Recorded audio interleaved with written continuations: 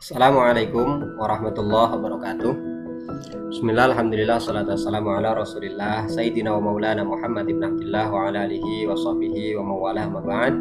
Teman-teman sekalian, kita lanjutkan pembahasan mengenai kaidah al-masyaqqah tajlibut taisir. Nah, pada kesempatan yang terakhir ini, bagian yang ketiga ini, kita akan berbincang mengenai kaidah cabang daripada kaidah pokok. Kaidah pokoknya yaitu al-masyaqqah tajlibut taisir. Setiap kesulitan pasti memunculkan kemudahan-kemudahan. Nah, apa saja kaidah cabangnya?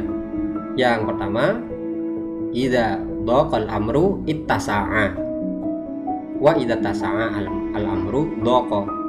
Yang artinya bahwa jika suatu perkara itu sempit, sulit untuk dilakukan, maka hukumnya menjadi luas. Sebaiknya, jika sesuatu perkara itu menjadi luas, maka hukumnya menjadi sempit. Sebagai contoh, kita diperbolehkan mendapat keringanan rukhsah berbuka. Nah, yaitu ketika kita musafir melakukan perjalanan atau dalam keadaan sakit, itu boleh berbuka.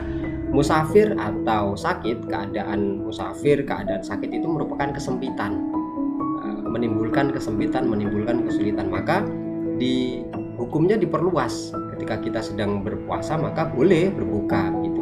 Seharusnya kan tidak boleh asal membatalkan begitu. Tetapi karena keadaan sempit, maka hukumnya menjadi luas, jadi boleh berbuka.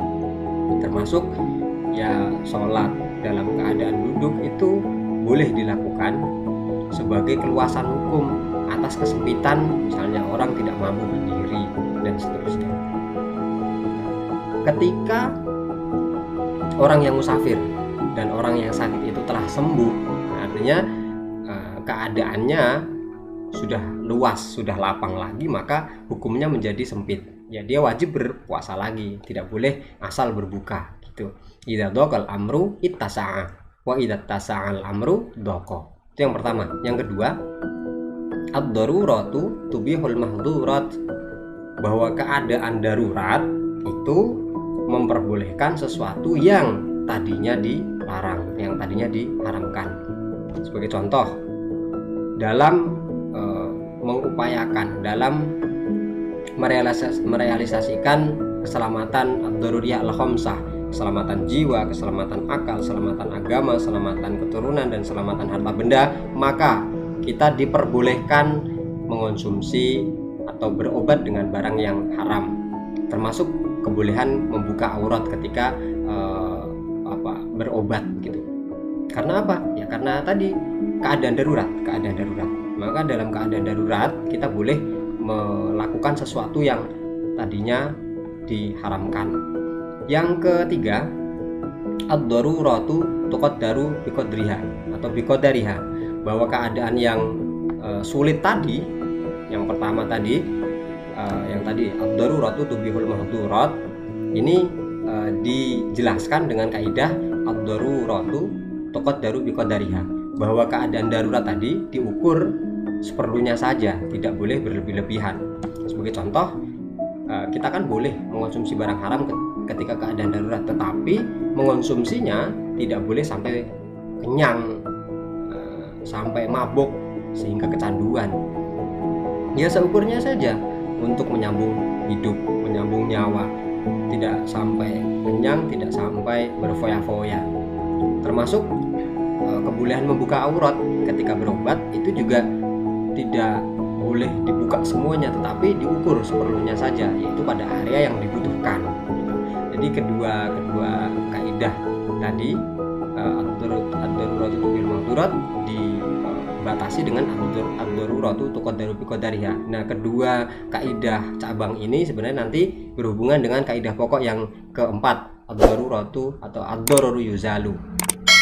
Itu yang ketiga. Yang keempat, kaidah cabangnya adalah idza ta'addaral aslu yusaru ilal badal, yaitu jika perbuatan yang asli itu sulit untuk dilakukan, sulit untuk dikerjakan, maka bisa berpindah kepada yang menggantikannya. Sebagai contoh, kita boleh bertayamum. Ya, tayamum itu sebagai bentuk pengganti, sebagai badal daripada wudhu atau mandi mandi besar ketika kita sulit, ketika kita berat untuk menggunakan air, ya entah karena sakit, entah karena nggak ada air. Artinya tayamum itu sebagai badal daripada wudhu. Ketika wudhu atau mandi besar itu sulit untuk dikerjakan, maka berpindah kepada tayamum sebagai gantinya. Juga dalam hal mengganti barang atau mengganti harga atas kerusakan barang yang dipinjam.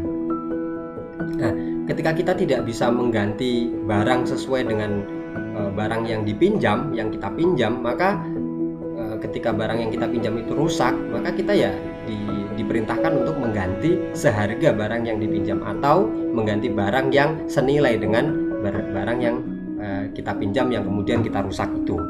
Itu contohnya. Dan contoh yang ketiga, ketika misalnya pejabat definitif, gubernur, siapa, rektor, atau ya pejabat tertentu tidak bisa melaksanakan tugasnya, entah itu sesaat atau selamanya, misalnya sudah pensiun gitu, maka ada PLT, petugas lapangan, atau PLH, tugas harian gitu ya. Termasuk misalnya ada dosen nggak bisa ngisi, maka ya bisa saja yang asli kan nggak bisa dikerjakan, nggak bisa mengerjakan, maka bisa saja komting misalnya ketua kelas menggantikan posisinya gitu. Itu idza ta'adzara al-aslu yusaru ilal badal. Dan yang kelima, mala yumkin at-taharruz minhu ma'fu anhu. Apa yang tidak mungkin dijaga atau menghindarkannya, maka hal itu dimaafkan. Kita sulit untuk tidak melakukan sesuatu atau sulit untuk menjaga sesuatu, maka ya dimaafkan saja. Contohnya, nah kita sulit untuk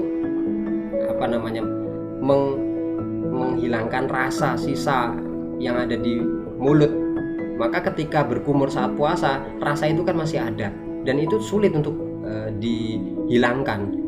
Nah, itu tidak menjadi masalah. Makanya berkumur di saat puasa itu diperbolehkan. Ya, ketika sudah zawal, sudah waktu zuhur lewat, maka itu dimakruhkan. Oke, yang kedua contohnya adalah ada bekas najis yang sulit untuk dihilangkan, maka itu ma'fu, maka itu dimaafkan. Karena apa? Karena sulit untuk menghindari bekas najis itu. Begitu. Itu ada dua contoh mengenai mala yumkin at-taharruz minhu, maka ma'fu anhu. Kaidah selanjutnya, kaidah cabang selanjutnya dari kaidah al-masyaqqah tajlibut taysir, yaitu ar-rukhasu la tunatu bil ma'asi, bahwa keringanan yang diberikan, rukhsah yang diberikan itu tidak boleh dikaitkan dengan kemaksiatan. Karenanya bepergian dalam rangka untuk maksiat, mau ngerampok, mau mencuri, mau dugem, mau kunjungin pacar, meskipun sejauh apapun safarnya, sesusah apapun safarnya, itu tidak akan mendapatkan rukhsah. Tidak boleh menjama, tidak boleh mengkosor, tidak boleh berbuka ketika puasa. Karena apa? Ar-rukhasu la tunatu bil ma'asi, tidak bisa dikaitkan dengan kemaksiatan itu. Kemudian selanjutnya, idza tu'adarat al-haqiqah yusaru ilal majaz. Maknanya adalah jika suatu kata itu sulit diartikan dengan arti yang sesungguhnya, maka artinya, maknanya itu dialihkan, dipindahkan kepada arti yang kias. Sebagai contoh, anak itu bisa jadi anak kandung, anak langsung, atau cucu, termasuk ayah. Itu bisa ayah langsung atau kakek begitu. Makanya ketika misalnya saya bilang, ada seseorang yang bilang, saya wasiatkan tanah ini untuk anaknya si A. Ternyata anak si A ini sudah meninggal lama gitu. Anak si A ini ternyata sudah meninggal lama, maka itu boleh atau berpindah kepada cucunya begitu. Idza tu'adaratil haqiqah yusaru ilal majaz. Dan yang ke-8 atau ke-9, yughtafaru fid dawami ma la yughtafaru fil ibtida'. Sesuatu itu bisa dimaafkan pada kelanjutan perbuatan, tetapi tidak bisa dimaafkan pada permulaannya. kelanjutan perbuatan. Di awal memang tidak dimaafkan, tidak ditolerir, tetapi pada kelanjutannya itu bisa dimaafkan atau bisa dimaklumi. Contohnya uang muka yang misalnya kita menyewa rumah, kita menyewa mobil, maka uang muka itu ya hanya ada di awal saja, hanya sekali saja, tidak bisa nanti ketika mau sewa perpanjang kan tidak dikenakan biaya uang muka lagi gitu. Atau misalnya perpanjangan SIM, maka syarat administratif termasuk tes itu hanya di awal saja, nanti ketika perpanjang kan tidak perlu ada tes lagi. Nah, kebalikan dari kaidah cabang ini adalah yuhtafaru fil ibtida ma la yuhtafaru fid dawam. Dimaafkan, ditolerir pada permulaan, tetapi tidak ditolerir pada kelanjutannya.